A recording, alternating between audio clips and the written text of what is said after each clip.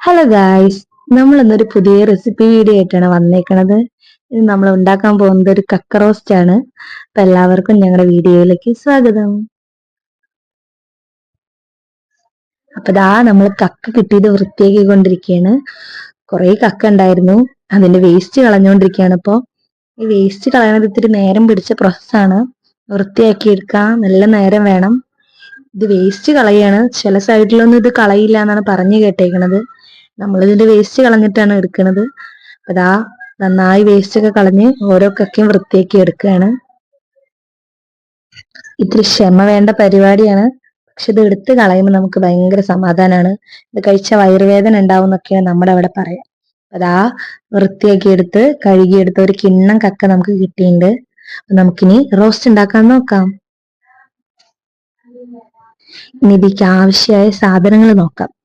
ഇതിലേക്ക് 4 സബോള, 2 തക്കാളി, ഒരു മീഡിയം സൈസ് ഇഞ്ചി, 4 പച്ചമുളക്, ഒരു കൈപ്പിടി അളവ് വെളുത്തുള്ളി, പിന്നെ നമുക്ക് വേപ്പിലയും വേണം.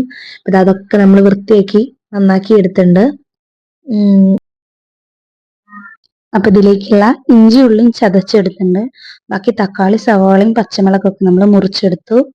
ഇനി നമുക്ക് റോസ്റ്റ് ചെയ്യാനുള്ള പരിപാടി നോക്കാം. സ്റ്റവ് കത്തിച്ചതിന് ശേഷം നമുക്ക് ചീനച്ചട്ടി വെച്ച് കൊടുക്കാം. ഇനി ഇതിലേക്ക് ആവശ്യമുള്ള വെളിച്ചെണ്ണ ഒഴിച്ചു കൊടുക്കാം. നമുക്ക്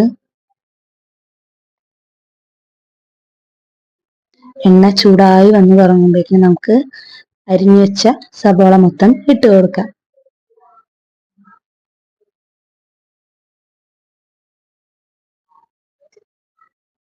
സബോള നന്നായി വാടി വരാൻ വേണ്ടിയിട്ട് ഒരു 1/2 സ്പൂണ് ഉപ്പും കൂടി ഇതിലേക്ക് ചേർത്ത് കൊടുക്കാം. ഈ ഉപ്പ് ചേർത്ത് നന്നായി ഇളക്കി കൊടുത്താൽ വേഗം വഴണ്ടി കിട്ടും. അപ്പൊ ഇത്തിരി ഫ്ലെയിം കൂട്ടിയിട്ടതിന് ശേഷം നമുക്ക് നന്നായി വഴറ്റി കൊടുക്കാം. ആ നേരം കൊണ്ട് നമുക്ക് ഇതിലേക്ക് ആവശ്യമുള്ള പൊടികൾ എടുക്കാം. 2 സ്പൂൺ മല്ലിപ്പൊടി, ഒരു 1.5 സ്പൂണ് മുളക് പൊടി. എരിക്ക് ആവശ്യമുള്ള മുളക് പൊടി എടുക്കാം. എരി നല്ല കൂടുതലാണെങ്കിൽ 1.5 സ്പൂണും, എരി കുറവുള്ള മുളക് പൊടി ആണെങ്കിൽ ഒരു 2 സ്പൂണും എടുക്കാം. പിന്നെ ഒരു 3/4 സ്പൂണ് മഞ്ഞൾപ്പൊടി, ഒരു 1/2 സ്പൂണ് ഗരം മസാല. പിന്നെ എരിവിന് ആവശ്യമുള്ള കുരുമുളക് പൊടിയും കൂടി എടുക്കാം. അതൊരു 1/2 സ്പൂണ് ആദ്യം ഇട്ട് കൊടുക്കാം. പിന്നെ റോസ്റ്റ് ചെയ്ത് കഴിഞ്ഞതിന് ശേഷം ആവശ്യമുണ്ടെങ്കിൽ ഒരു 1/2 സ്പൂൺ കൂടി ഇട്ട് കൊടുക്കാം. നമ്മുടെ സവോള നന്നായി വഴണ്ടി വന്നിട്ട് ഗോൾഡൻ ബ്രൗൺ കളറായി എന്ന് തന്നെ പറയാം. അപ്പൊ അതിലേക്ക് നമുക്ക് ചതച്ച് വെച്ച ഇഞ്ചി, വെളുത്തുള്ളി, അരിഞ്ഞു വെച്ച മുളക്, ഒപ്പം തക്കാളിയും കൂടി ഇട്ട് കൊടുത്ത് നന്നായി വഴറ്റി കൊടുക്കാം. സബോളയും തക്കാളിയും ഒരേപോലെ വഴന്ന് കിട്ടണം. അപ്പൊ അതുകൊണ്ട് നന്നായി വഴറ്റി കൊടുക്കുക. സബോളയും തക്കാളിയും ഒക്കെ നന്നായി വഴണ്ടി കിട്ടണം. എന്നാലാണ് നമുക്ക് അടുത്തത് പൊടികളൊക്കെ ഇട്ട് കൊടുക്കാൻ പറ്റുള്ളൂ. അപ്പൊ നന്നായി വഴറ്റിയെടുക്കാൻ വേണ്ടി നന്നായി തീയൊക്കെ കൂട്ടി വെച്ച് നന്നായി ഇളക്കി കൊടുക്കുക.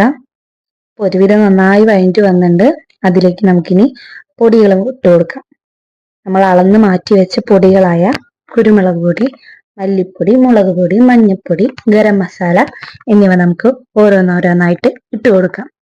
പൊടികൾ ഇട്ട് കൊടുക്കുന്ന നേരത്ത് സ്റ്റൗവ് സിമ്മിലിട്ട് വെക്കുകയാണ് നല്ലത്. അല്ലെങ്കിൽ പൊടികളൊക്കെ ചൂട് കൂടി കരിഞ്ഞു പോകും. അതുകൊണ്ട് തീ കുറച്ച് വെച്ചതിന് ശേഷം പൊടികളൊക്കെ ഇട്ട് നന്നായി മിക്സ് ചെയ്ത് കൊടുക്കാം.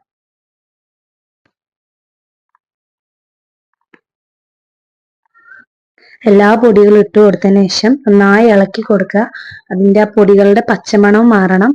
പിന്നെ നന്നായി മൂത്ത് വരും വേണം. അപ്പൊ നമ്മൾ പൊടികൾ ഇട്ടിട്ട് നന്നായി ഇളക്കി കൊടുത്ത് മൂത്ത് വരണ വരെ നന്നായി ഇളക്കുക. നന്നായി പൊടികളൊക്കെ മിക്സ് ആയ ശേഷം നമുക്കിനി കക്ക ഇട്ട് കൊടുക്കാം.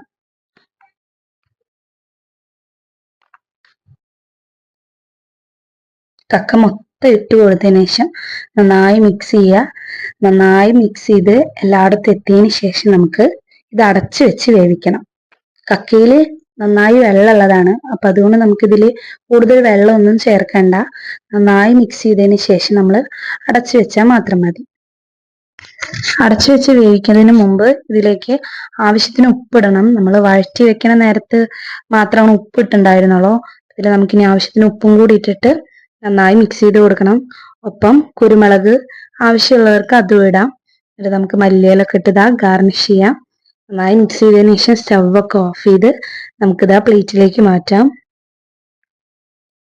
അങ്ങനെ നമ്മുടെ സൂപ്പർ കക്ക റോസ്റ്റ് റെഡി ആയിട്ടുണ്ട്. അപ്പൊ എല്ലാവരും ഇത് ഉണ്ടാക്കി നോക്കണം. അടിപൊളി ടേസ്റ്റ് ആണ്.